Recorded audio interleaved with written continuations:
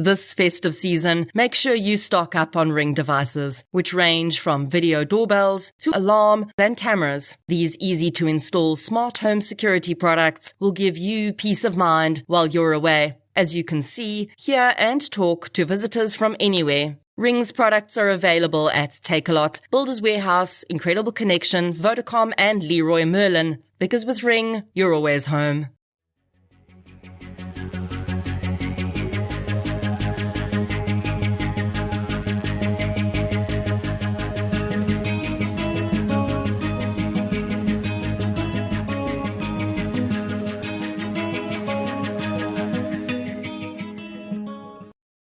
The young woman smiles as her phone pings. She reads the message and replies almost instantly. Yes, she's interested. The possibilities bloom inside her. Excitement, a bright future. Finally, she's caught a break. But the man on the other end of the messages is not who she thinks he is. And she's about to walk into a trap. This is True Crime South Africa. I'm Nicole Engelbrecht, and you're listening to episode 136, The Serial Crimes of Thokozani, Jiyane.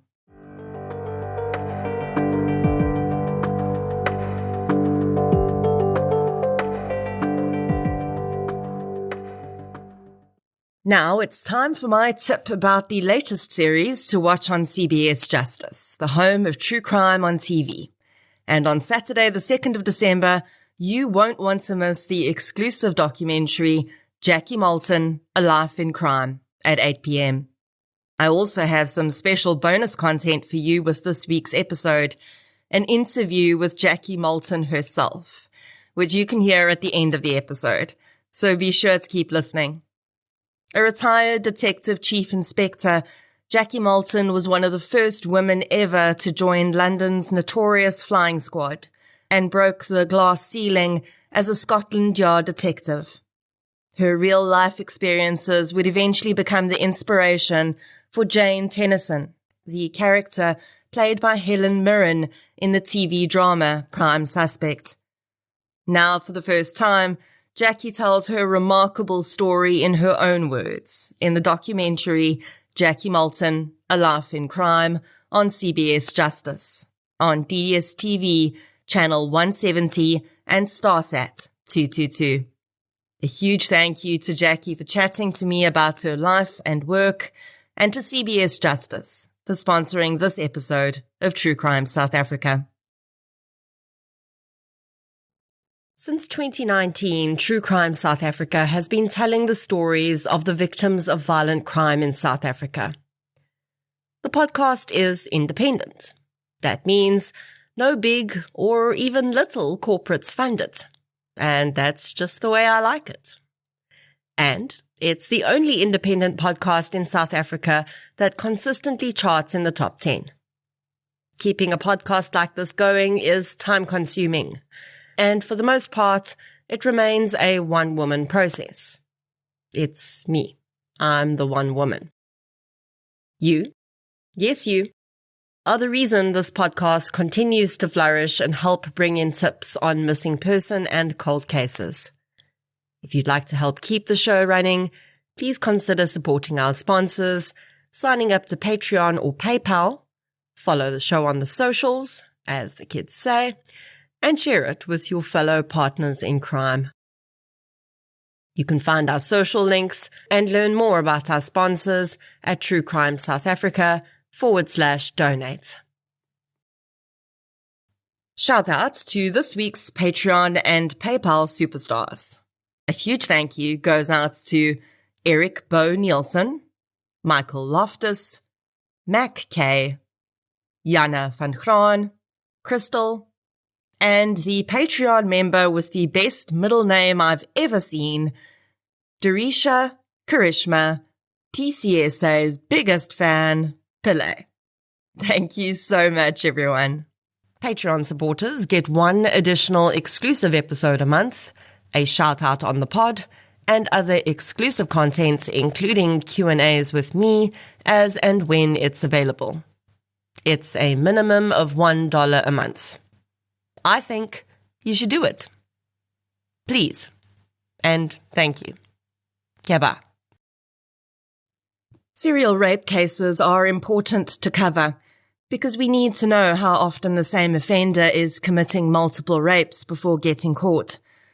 But also because they're using ever-changing modus operandi to lure their victims.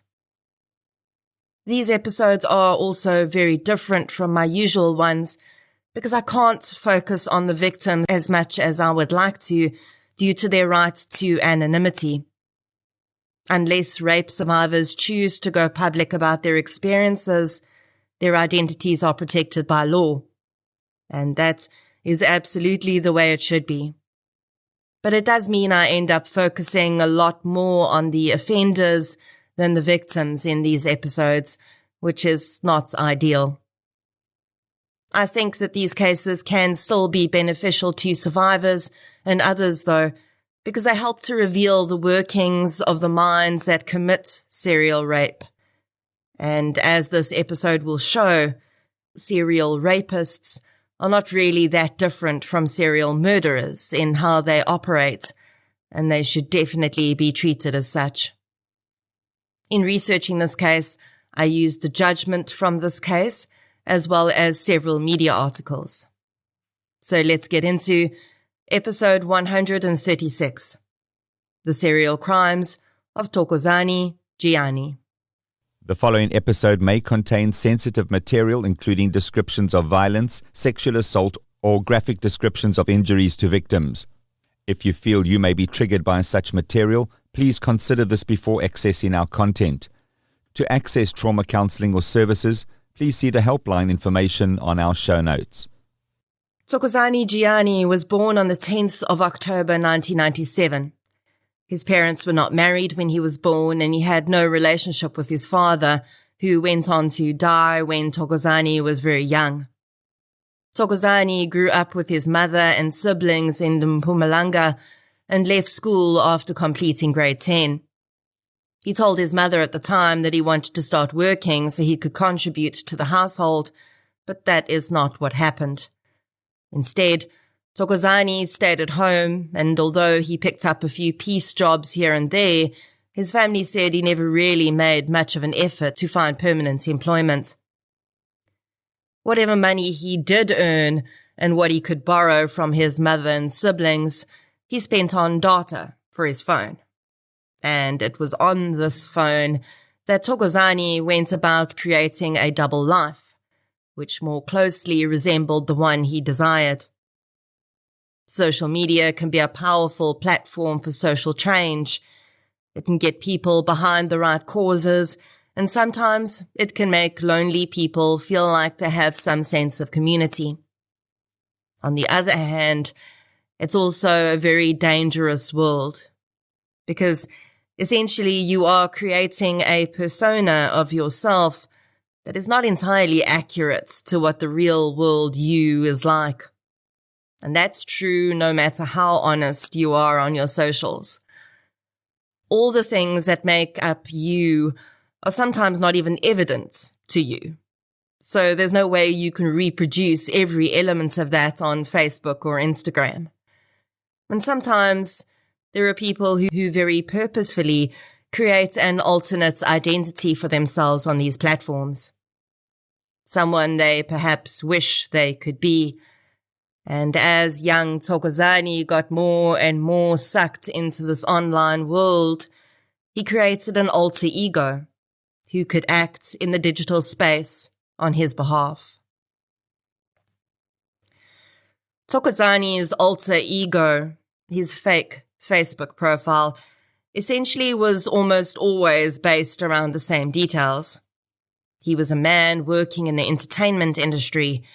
He often used a real local television actor's name and photograph. The man's name is Nay Maps. Initially, Thokozani just relied on his alter ego's fake fame to chat to girls. Many young women were flattered when a profile they thought belonged to a celebrity sent them a friend request. At first, Thokozani seemed to get more than enough thrill from just pretending to be a celebrity and texting back and forth with the young woman. He would get some to move over to WhatsApp, but many he kept on Facebook Messenger. Then, in October 2019, Thokozani was no longer sated by just messaging, and his game got far more dangerous. This is one of the ways in which we can see that serial rapists are so similar in nature to serial murderers. This evolution and change in the fantasy is exactly what we see with serial murderers, when, from scene to scene, small details will change. Nothing is ever absolutely identical, as they progressively try to tweak their crimes to provide more and more of an adrenaline rush and bring them closer to their ideal fantasy. For a long time, just texting was enough. But then Thokozani decided he wanted to meet up with some of these women. It's very likely that already at this point he had rape on his mind. But it's also very possible that he didn't initially frame it like that. Rapists are very good at explaining away their crimes and framing them in such a way that in their mind, they might even be able to convince themselves their victims were not entirely unwilling. One part of Thokozani was emboldened by the attention he was getting, and that likely made him feel really good. But of course, there was the other, more reasonable part, perhaps, that knew that these girls were not actually interacting with him that way. They were interacting with the fake persona he'd created. And that is who they would expect to arrive if he set up a meeting. Many of the girls were hesitant to meet up with Thokozani, and rightly so. But like so many serial offenders in South Africa, he soon pulled out the card he knew many couldn't resist: employment. He himself was unemployed, and many of the girls he was talking with were too. And he was not just offering them any job. He, of course, was in the entertainment industry. So these were the types of jobs many of these girls dreamed about. Exciting work on film sets and at dazzling events. The lure was incredible. And sadly, as we have seen with many other serial offender victims, the jobs didn't even need to be that dazzling. Such a large portion of South Africans are unemployed and living under the poverty line that the possibility of any employment, doing almost anything, would get their attention and be very difficult to turn away. And that is exactly what Thokozani banked on. Again, without him being honest about it, it's difficult to know what his true intentions were when he arranged to meet his first victim in Dalmas in October 2019. But whatever those intentions were, he quickly turned to violence. A modus operandi would develop that day, which he would sickeningly perfect in the months to come, until he was so good at what he did that only a major world event would stop him. Thokozani's first known crime, which occurred in Dalmas in that month, was almost his last, and he was actually arrested soon after when his victim went to police and they traced him. But something went horribly wrong with this investigation, and the case was withdrawn, and Thokozani was released. He would later say that he'd gone straight home, packed a bag, kissed his mother goodbye, and left for Boksburg that same day. He arrived in Angelo Township in Boksburg in late October 2019, found a place to stay, and soon was back to curating his online relationships. It would not take long for him to lure his next victim. From November 2019, Thokozani Jiyane committed at minimum 2 rapes and robberies per month. All of the women were lured to Angelo Township and the surrounds after meeting Thokozani on Facebook under his alter ego profile. As is not uncommon after a sexual predator meets the law in one of his early offences, he tends to escalate quickly thereafter. He'll find ways to ensure his victims are silenced. Often that means murder, but Thokozani resorted to intensely instilling fear and violence so that his victims would perhaps be too afraid to report. What always remained the same about his crimes was that he would arrange the meetings on Facebook, get the women to come to him, have them meet him in the least populated place in the area, and then tell them he was going to take them to the offices of the entertainment businesses he'd referred to. He, of course, knew that they would instantly know on sight that he was not the man in the Facebook profile, so he assured them that he would have a friend meet them and accompany them to his offices. So when the women were met by a man, Thokozani, who didn't look like the profile, they were not alarmed. And as most of them were not from Boksburg, they also didn't know that there were no offices or businesses beyond the dense bush area he led them into. This method is very much like what Moses Sotole would do. While this part of Thokozani's MO remained the same each time, the type of violence he used changed. With some of his victims, he used weapons like knives. With others, he used his fists and beat them into submission. He forced many of the victims to perform oral sex on him before raping them vaginally as well. Both acts are considered rape under South African law. There was soon a disturbing escalation in his violence, which pointed to the possibility of him leaning toward murder at some point when he began to choke his victims.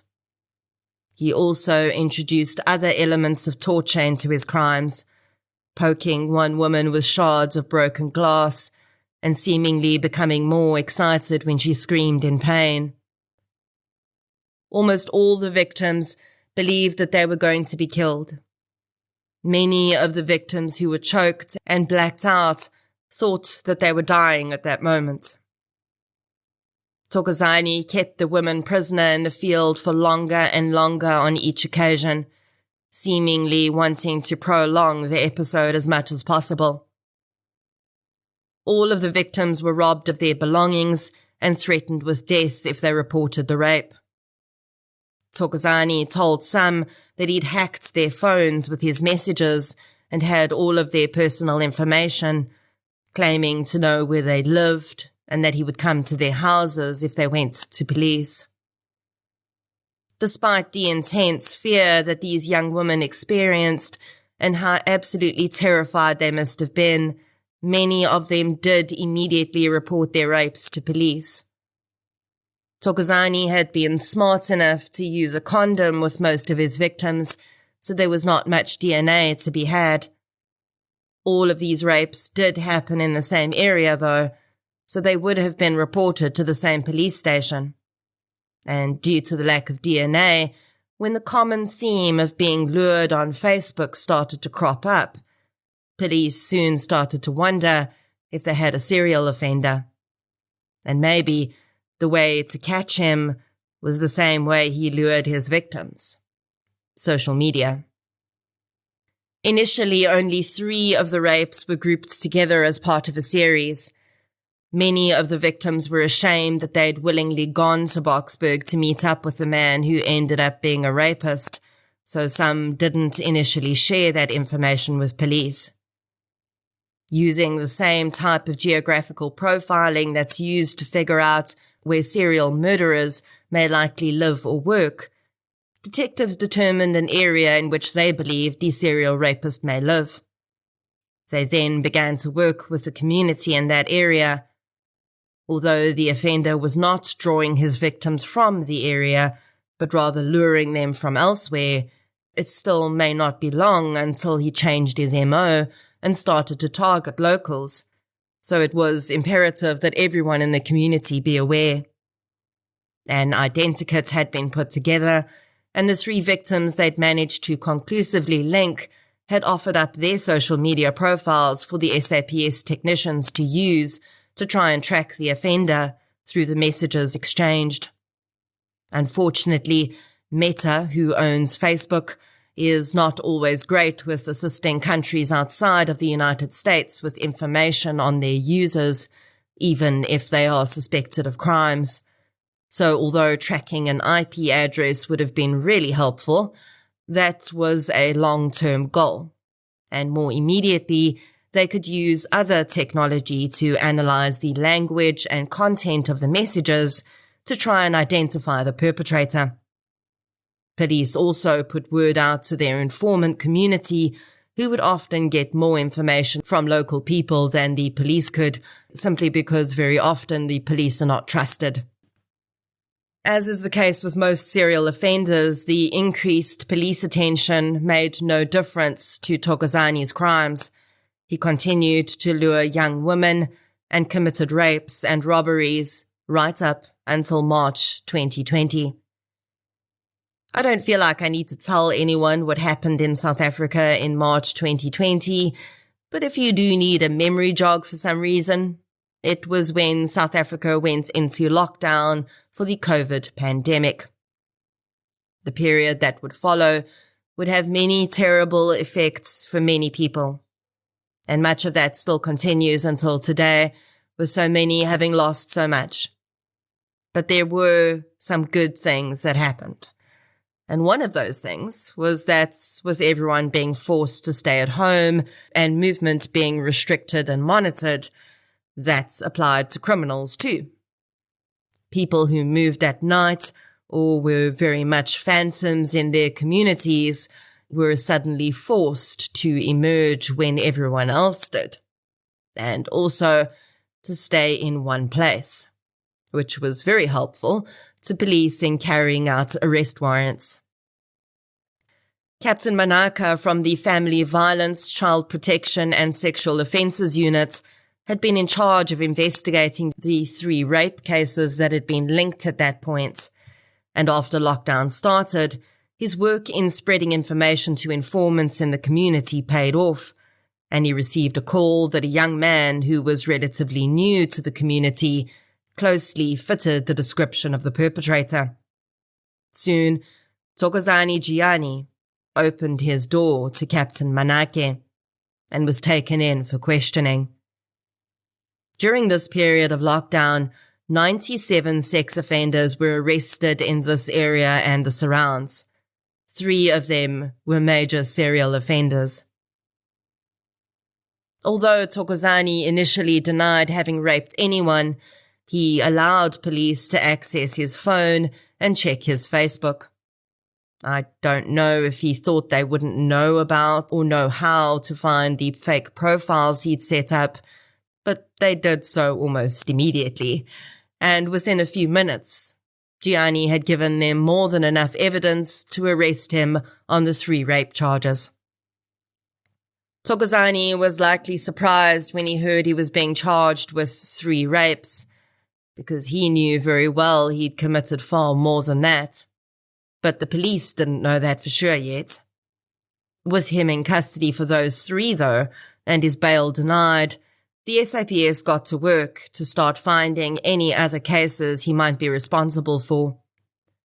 This was done by cross-referencing all of his phone activity, including WhatsApp and social media profiles, and searching local cases of rape that had been reported. A plea was also put out for any victims of rape who hadn't reported their crimes against them to come forward. Police knew very well that they had a very dangerous young man on their hands, and they wanted to ensure that they could put him away for as long as possible. Linking cases without DNA would mean that the investigative psychology unit would need to conduct a linkage analysis to present in court and show the judge that the same offender had committed all of the cases presented, and then it would be the prosecutor's job to show that that offender was indeed Thokozani Jiyane. The team was eventually able to identify 10 different victims who, between them, accounted for 17 counts of rape. Some of the victims were raped more than once and in different ways. And so, Jiyane's charge sheet grew by the time his trial started to 17 counts of rape, 10 counts of robbery with aggravating circumstances, 2 counts of kidnapping, assault with intent to do grievous bodily harm, and 3 counts of fraud. Captain Elmarie Myburgh would play an integral role for the prosecution in Thokozani Jiyane's trial. As one of the very early members of the SAPS's investigative psychology unit, Elmarie is highly experienced in the investigation of serial offenders. She is only one of 4 qualified criminologists currently in the employ of the SAPS, and the only qualified profiler. Her linkage analysis would be vital in connecting all 10 cases to one another, taking into account all the similarities in modus operandi and other circumstances of the crimes. She presented this to the court, and the defense had very few questions to ask in cross-examination, as her evidence was so thorough and pretty much indisputable. She would also play a role in the sentencing stage of this trial after Thokozani Jiyane was found guilty of all the charges he faced. And he was. In mitigation, Thokozani Jiyane testified in his own defense. He indicated that he was remorseful for his crimes and that his behavior had been impacted by his upbringing without a father. A social worker had compiled a report about Thokozani's background that didn't really find anything compelling enough to suggest to the court that any sentence other than imprisonment would fit the crimes. 2 of the most important things to be taken into account when sentencing is the welfare of the victims and the good of society, and neither of those would be benefited by having Thokozani Jiyane anywhere other than behind bars. Captain Elmarie Myburgh presented a pre-sentencing report regarding Jiyane's prospects of rehabilitation, which in her learned opinion were extremely low, as is the case with most sexual offenders of this nature. In passing down sentence, the judge pointed out the absolute viciousness of Jiyane's crimes and how his victims would have to live with the trauma for the rest of their lives. He also said that with South Africa's rape statistics being so out of hand, it was vital that courts send a message to offenders that rape will not be tolerated and will be strongly punished. With that, he handed down 8 life sentences plus 223 years for the other charges against him. We're starting to see more and more prolific serial rape offenders being arrested, and this has a lot to do with our DNA systems getting better, which is a hopeful sign for the future. Jiyane's moniker became the Facebook rapist, but as we well know, he's just one of quite a number of offenders who've been given that moniker, which I think speaks to the danger that exists on these platforms. For the most part, rape will be committed by someone the victim knows.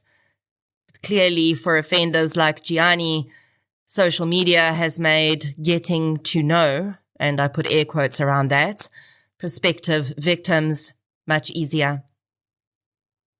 We often talk about how difficult it is to know who is a dangerous offender and who is not, because so often people like Jiyane wear a proverbial mask when they move through the world.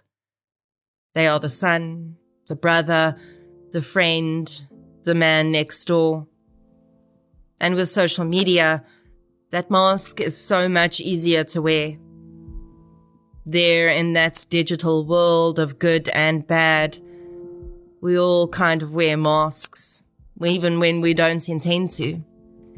And those who head on there with nefarious intentions are more than happy to embrace the cloak of anonymity and become someone else for a little while. until they're ready to show you who they really are. To all of the unnamed survivors, may your future be bright and never again darkened by the shadow of this man. You are strong. You have put him where he belongs. And now you can take back your lives. Don't let him steal another second.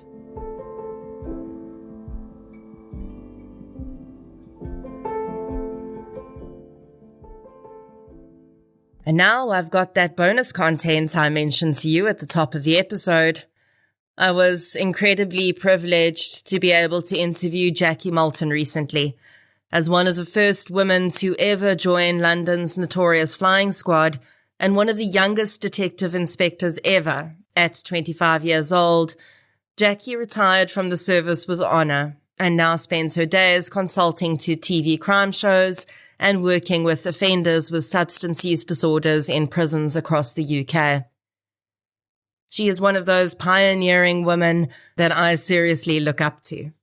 And I think I grinned like a weirdo for the entire interview.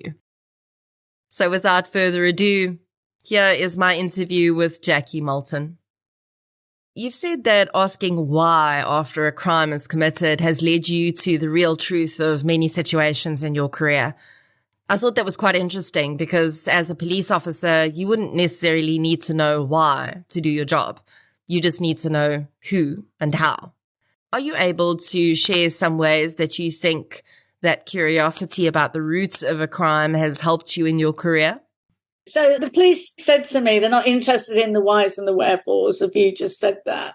And did they or didn't they? And it was about evidence. But everything is in context, I think. And I think the context is important.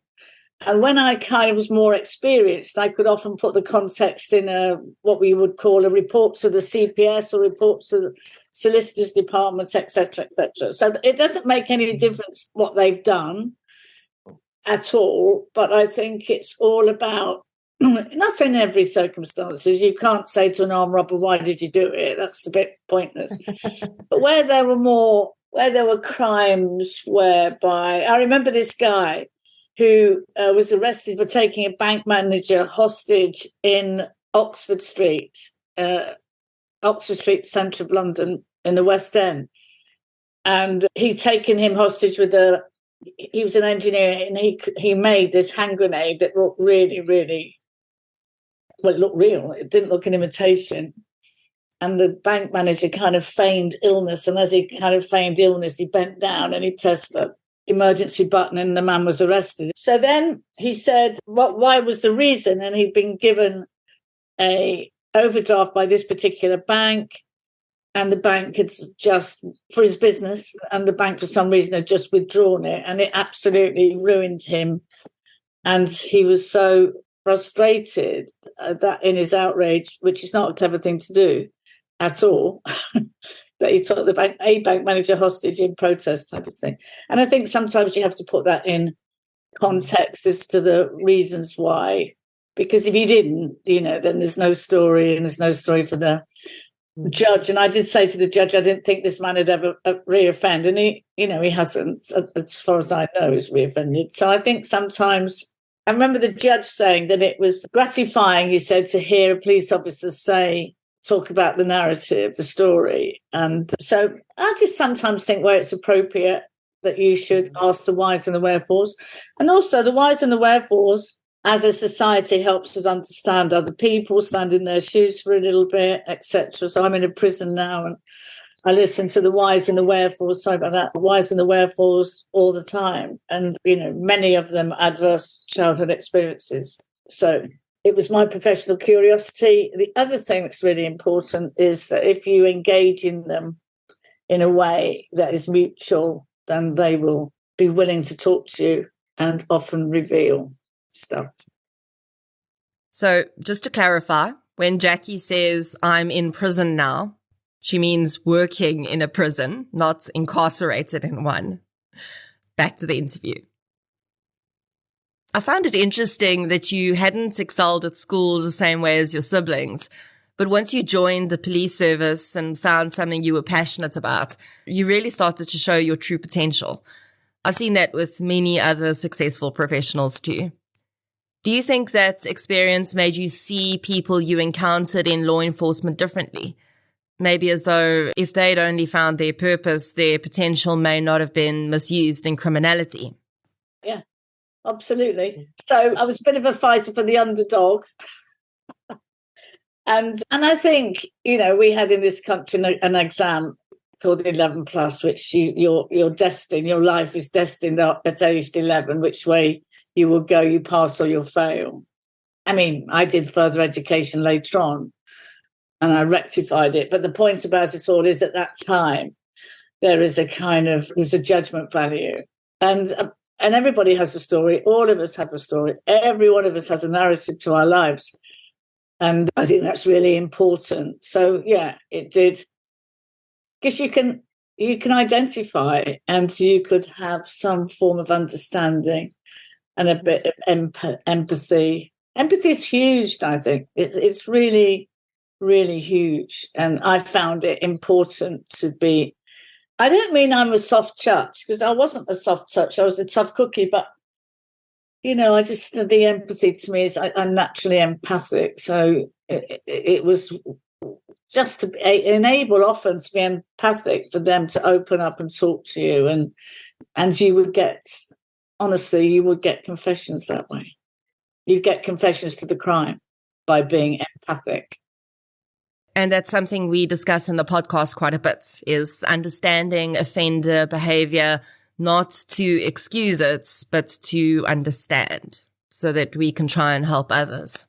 Yeah, so if you listen to adverse childhood experiences that are not dealt with as youngsters, then what basically happens is they grow up with what you call an arrested development, and now they're in a male body and female, but both sexes, of course, and they're still reacting as that child, which is in the sense of their emotions, their behaviours are childlike in many, many ways, because nobody's dealt with those issues. So that's what we do in prison, is to deal with those issues, and those are the things that I really enjoy most of it. I mean, all of it, talking to them and getting them to kind of, own up about the childhood. And of course, they never see any of that themselves, never see any of it. So much of your early life and career was spent trying to simultaneously be yourself while also trying to belong. And I found it so interesting how when you admitted your alcohol addiction and contacted the guy from AA, you said to him, "I think I'm one of you." Do you think you found a sense of community within people in Alcoholics Anonymous that you maybe struggle to find elsewhere? Well, what you do is you find a sense of community because it's about understanding another person, that everybody, as I said many times, nobody has an ambition to be an alcoholic because it's mental torture. Absolutely not. And I've been there 30 years. I've heard thousands of stories and things, but it is about identification with what the alcohol did for the individual, which feels, all of them say that they were kind of riddled by fear, insecurity, vulnerability. Everyone says that, including men, and they felt this hole in the soul. So what is common denominator was the feeling of the hole in the soul. And then when the alcohol went down the throat, it kind of, it joined the dots. And it was a really nice feeling that it was just one of comfort. And then, of course, what alcoholics, including myself, were trying to anchor myself externally. When you try and anchor yourself with a sense of belonging externally, then you do lose yourself, because you have to anchor yourself internally. And the recovery program teaches you, and through your own experience and through the work that you do on yourself, why was I shameful? Why did I feel like this? What's my part in it, etc. And of course, the learned behaviors of your thinking. So we think, and it becomes like a habit of your thought processes and stuff. So in recovery, you have to look at the thought processes, start to change those thought processes, and really start to work on yourself in order to validate yourself. So the anchoring, again, the sense of belonging, is not external, it has to be internal. And then I can, of course, have my friends externally and all of that type of thing. But what people thought of me, my validation, external validation, cannot come externally. I have to have my own sense of self. And for many, many addicts, they lose that. They have lost the sense of self. And along the way, for whatever reasons, you get peace, and you just, it's peace with yourself. And also the other thing is that you live your life in a way within your own moral compass and your own integrity and your own authentic self. So, we're not saints. Of course, we're not saints, and it would be ridiculous to suggest so. But for the majority of your kind of life, the way that you feel about yourself, is good. And if you snap at somebody, or I don't know, whatever it might be, or you have a thought about somebody and you think, well, where does that thought come from? And it's normally would come from something within yourself. So you can manage your own thoughts on a daily basis, have a reflective, process. And it just feels so good to live your life like that, apart from worrying, if you're worried about what other people thought of you all the time, which I did, by the way, against myself, And then if the boss wanted to see me, tell me on a Friday, see you Monday, I think, weekend, well, what does he want to see me do? It'd all be negative and stuff like that. And I know that in my life today, most of the time, not all of the time, I live within my own integrity. And if I breach that, then I will apologize, to say, I will kind of look at it. And if I upset you, for example, then I'd say, I'm really sorry about that. I own it, and that's it. So it's kind of, I don't know. It's just a nice way to live your life. And you don't have, like if you're with somebody and they're quite negative about other people and moaning and groaning, it becomes so toxic. And you know what? I can't be in that company for long. I just can't. And you kind of go, I don't want to live my life like that. I want to live my life how my dog, what my dog thinks I am. And my dog loves me unconditionally. And that's how I want to be with my friends and stuff. How much has admitting and working through your own substance use issues helped you to better understand the offenders you've worked with, if at all? Oh, no, I only work with offenders with substance issues. So, yeah, the identification is there all the time. So I'll just give you a little example. There's a guy I've been working with there's two.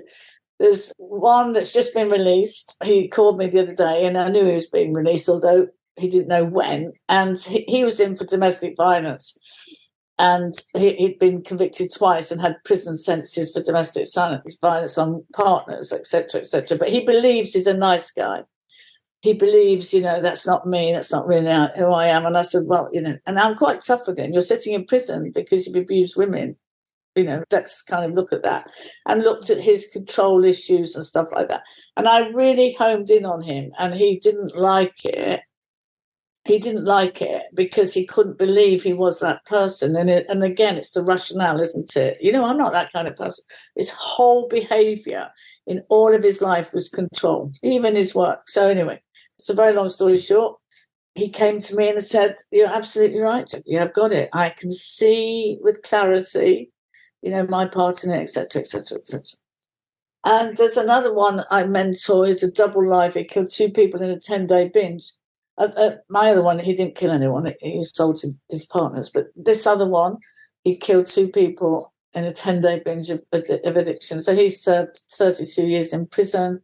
And then he'd been released about 2 or 3 times. He kept picking up a drink, relapsed, and he'd get recall. So we had to look at these issues, etc., etc.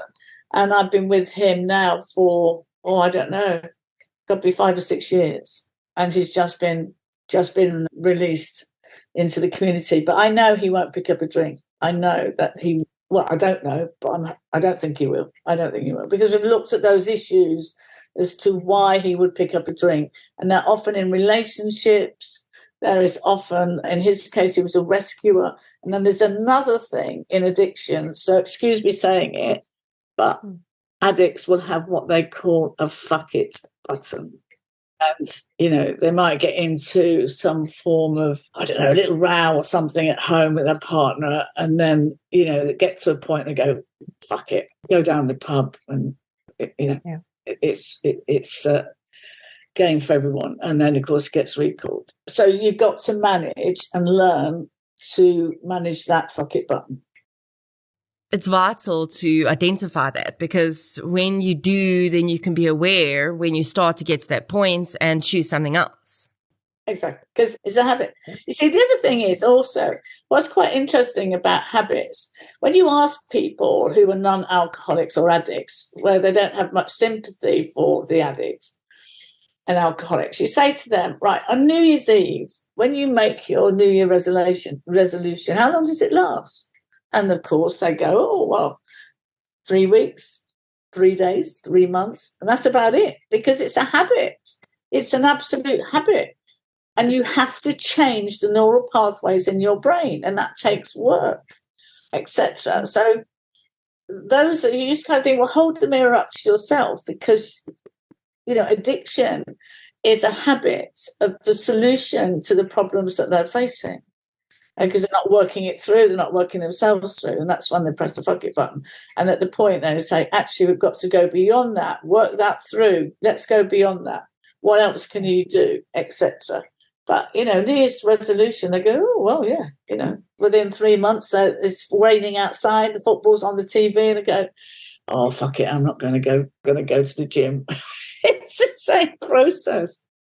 Tell me about your transition after retiring to working in television as a script consultant.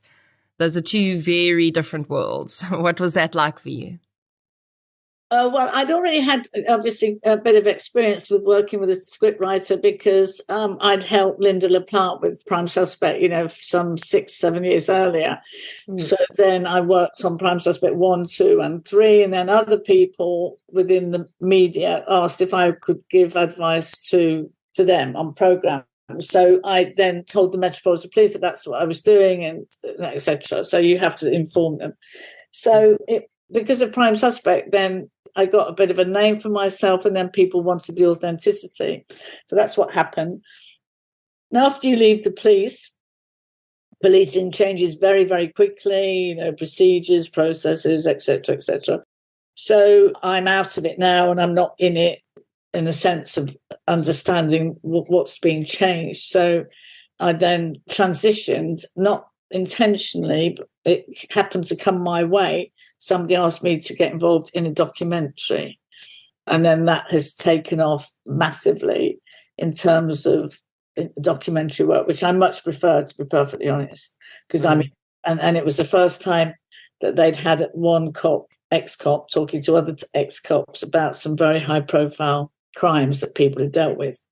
So that was how it worked. And then that's kind of carrying on for me at the minute. So I'm very, very happy to do that, because I'm very interested in the truth and the facts, and also have the ability, because you do understand, because you've been an ex-cop, when you talk to other ex-cops, you have much more layers of depth and nuances. And they always said to me, it's much better talking to you because you get it, as opposed to a non-police person. There's no doubt that you faced a tidal wave of discrimination during your time in the police service, and you've been described as almost a chameleon who needed to adjust to the environment to try and fit in. I wonder how much of you as a person was shaped by that forced fitting in. And do you think that you eventually managed to find your way back to who Jackie may have been without being a police officer? Or is it all ingrained in you? No, probably not. I think what happens is that all of those things that affect well, let's take that question, peel it back a bit. Who knows what would have happened if I hadn't been a police officer? But everything that has happened to me because I was a police officer and because of other stuff has made me the person that I am. So I'm very grateful for the journey, however horrible it might have been on occasions throughout. So that's made me Jackie. The addiction has made me Jackie, all of that kind of stuff. So when you're nobody's born an addict, are they? And nobody's born, you're not born an addict, or you're not born feeling less than. Just all these things that happen to you. And now, when you said I was a chameleon, there's a sense of wanting to belong and fitting in. That's absolutely right. But I think my difference there was that I still spoke out, even though I wanted to belong. So there was the dichotomy, and there was the incongruence. So that was the uncomfortable feeling. So I spoke out, but I wanted to belong, and the two don't go together. And that's that's what happened. Or the discomfort, absolute discomfort. And if I was a chameleon and wanting to belong, then I've said nothing. But throughout my career, I've always spoken out about all sorts of things. Now, this is not so much a question as a statement, and I'm sure it didn't feel like it at the time, but I was thinking that there's probably no more validating statement for a woman than, "We don't know what to do with you." You've got to be doing something right when people say that. Yeah, no, absolutely. They didn't know what to do with it because the majority of the men in those days did not want an operational female in the mainstream, because we had been in the stream of policewomen hierarchy. Now we're opened up to the mainstream, and then they didn't know what to do with me. So, the thing is, he did me a favour. So that was good. You often used sex workers as informants and forged bonds with them. Do you feel like your gender assisted you in doing that? I can only think that these women would not have been nearly as comfortable with a male officer. Absolutely, definitely that helped. And do you know what? I always remember some of those sex workers, as we call them now, but we called them prostitutes at the time, that if you had a missing girl, a young girl, 14, from the care system, let's say, they're often from, do you understand about the care system? They've been put in care. Yeah, so, and they've gone missing from home. Missing from the care centre. I'd always go and speak to the girls. And I remember one lady saying to me, "Come back in half an hour, Jackie, and I'll have her. But I'll have her here." And the reason for it was they're saying, "I don't want this kid to end up like me." And there was lots and lots of poverty way back in the 70s. There was women with single mums. They had a pimp that was working them, etc., etc. And the whole setup was where a woman did not have her own voice.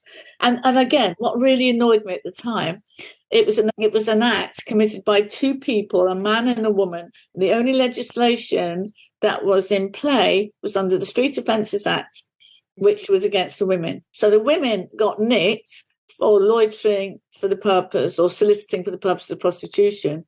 And the men were just, nothing happened to them. And it was always that kind of thing, well, hold on a minute, there's two people here. And if the men didn't drive round, you see what I mean? Or the women weren't on the streets. But it was very, very one-sided and very judgmental. And some of those women, my heart went out to them because they lived in abject poverty. It was just awful. And the only way that they could do something to get money for their kids or rent or anything was to work the streets. And I had a lot of time for them. I really did. And I never judged them.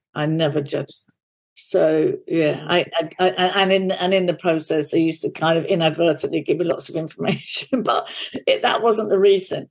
Yeah. My reason was genuine. Absolutely genuine I had a lot of time for them. And that is my interview with Jackie Malton. I do hope you found as much value in that discussion as I did. And don't forget to catch the exclusive documentary, Jackie Malton, A Life in Crime, on CBS Justice on the 2nd of December at 8 p.m. If you'd like to hear more victim-focused true crime content, please subscribe to True Crime South Africa on Spotify or the platform you're using to listen right now. If you're looking for something still related to real-life stories, but often with a more positive slant, you can check out my new podcast series, I Lived Through This. You can follow both podcasts on social media. We're on Facebook, Twitter, and Instagram. I'll be back next week with another episode. Until then, thank you for your support, and I'll chat to you soon. A healthier, happier, more productive life starts with good sleep. Make sure you invest in the right bed. Dial-A-Bed stocks the best bed brands at the best prices. Shop at 76 stores nationwide or online.